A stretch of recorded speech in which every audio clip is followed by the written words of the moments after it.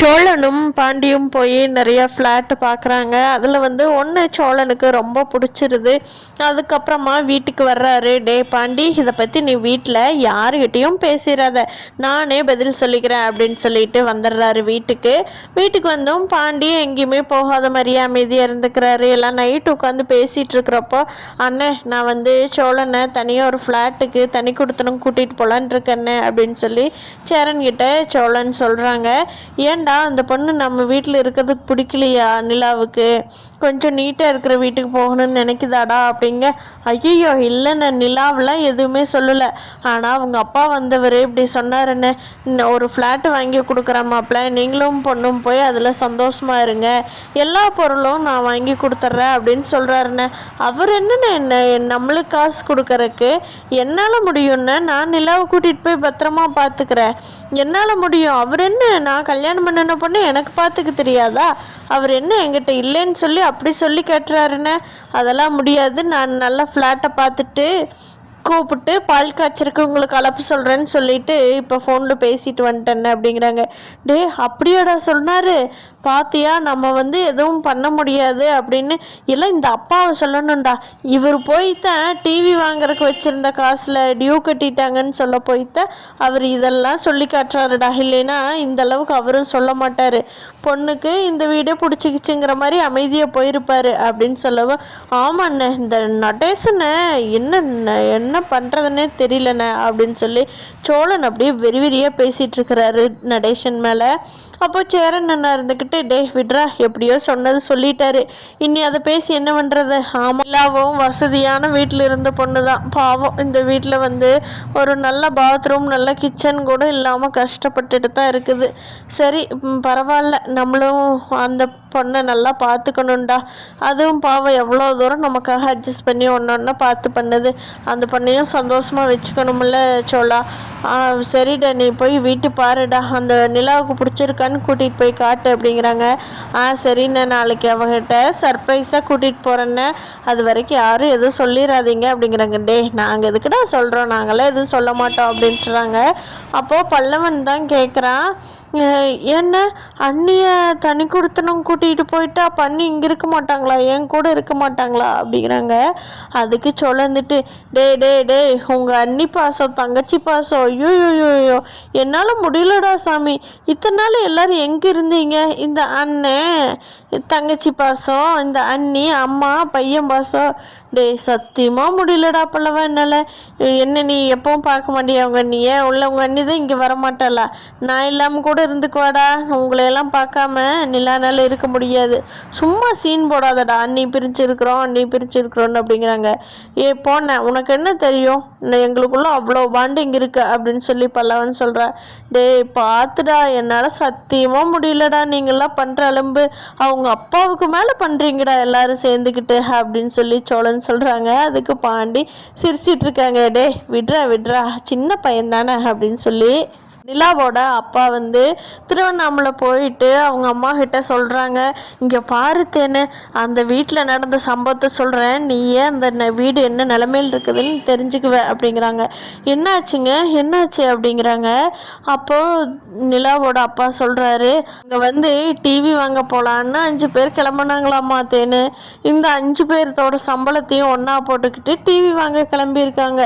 அந்த டிவி இந்த டிவின்னு சொல்லி பேசிக்கிட்டு, அப்போ அந்த நம்ம சம்மந்தி நடேசன் இருக்கார் இல்லையா, அவர் டெம்போ ஒன்று வாங்கியிருக்காருல்ல, அது டியூவில் வாங்கியிருக்கிறார். அப்படியா, அந்த ஆள் டியூ 2 மாதம் கட்டலையாமாத்தேன்னு, அந்த ஆள் டியூ கட்டாததுக்கு கடங்காரங்க வாசலில் குமிச்சுட்டாங்களா, நீ காசு கொடுக்காம ஆகவே ஆகாது, இல்லைன்னா வண்டி எடுத்துகிட்டு போயிடுவேன்னு. நம்ம பொண்ணு டிவி வாங்க போக வச்சுருந்தல்ல காசு, அதை எடுத்து டியூ கட்ட கொடுத்துட்டாலாம். கடைசியில் டிவி வாங்க காசு இல்லையா. பாரு தேனே, இங்கே எப்படி செல்லம்மா எவ்வளோ வசதியாக சொகுசாக வளர்ந்த புள்ள அங்கே போய் டிவி வாங்குறக்கே 5 பேர்த்தோட சம்பளத்தை போட்டு தான் டிவி வாங்குறக்கே காசு சேர்த்திருக்காங்க. அதுவும் இல்லாமல் அந்த டிவியும் வாங்க முடியாமல் போயிடுச்சு வந்த கடனால். பாரு எவ்வளோ கஷ்டமான வாழ்க்கையில் இருக்கான்னு. இதில் வேற அந்த விட்டு கொடுக்காம மேடையில் தூக்கி வச்சு பேசுகிறா.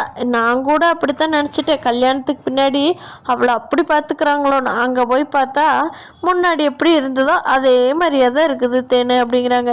ஏங்க இவளுக்கு என்னங்க, நம்மக்கிட்ட சொன்னால் என்ன வேணுமோ வாங்கி தருவோம்ல, இவளுக்கு பாருங்க நம்மக்கிட்ட எதுவும் கேட்கக்கூடாதுன்னு எப்படி இருக்கான்னு.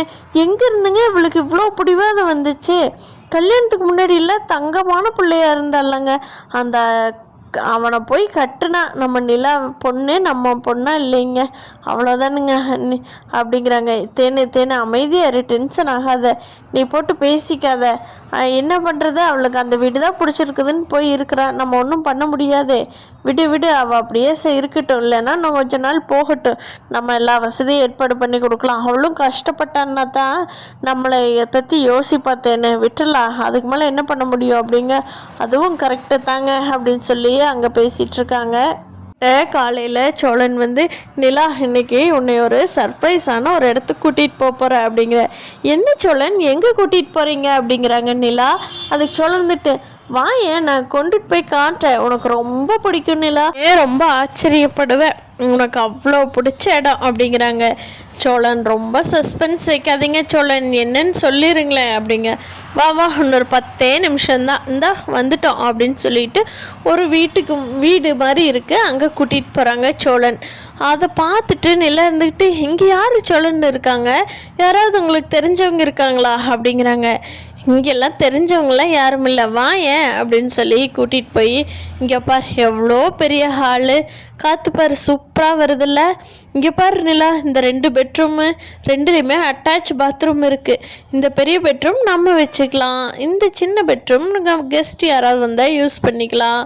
இங்கே பாரு கிச்சன் உனக்கு பிடிச்ச மாதிரி நல்லா மாடுலர் கிச்சனாக இருக்குல்ல அப்படின்னு சொல்லிட்டு ஒன்றையும் ஓப்பன் பண்ணி காட்டிகிட்டு இருக்காங்க சோழன். இதை பார்த்துட்டுல என்ன சோழன் இதெல்லாம் எதுக்கு எங்கிட்ட காட்டிகிட்டு இருக்கீங்க அப்படிங்கிறாங்க.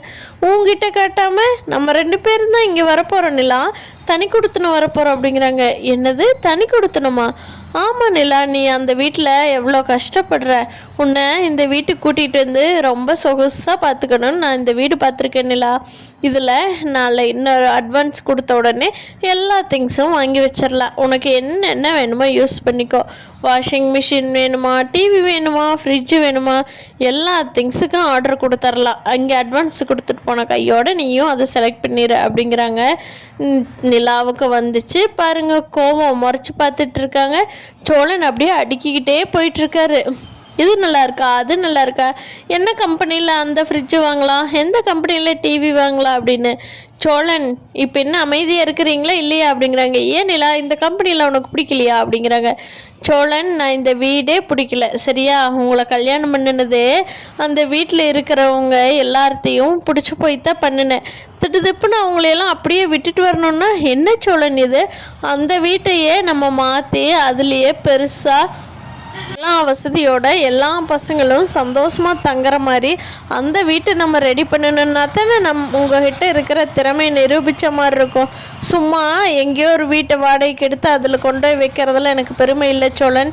ஊருக்குள்ளே யார் அந்த வீட்டை மோசமாக பேசுனாங்களோ இப்போ அந்த வீட்டை திருப்பி எல்லாமே ரெனோவேட் பண்ணி எல்லா திங்ஸும் அங்கே வாங்கி வச்சு எல்லாரும் ஒன்றா இருக்கிறதுல தான் சோழன் பெருமையே இருக்குது. உண்மையான பெருமையே உங்கள் வீட்டில் இருக்கிறவங்க எல்லாருமே ரொம்ப தங்கமானவங்க.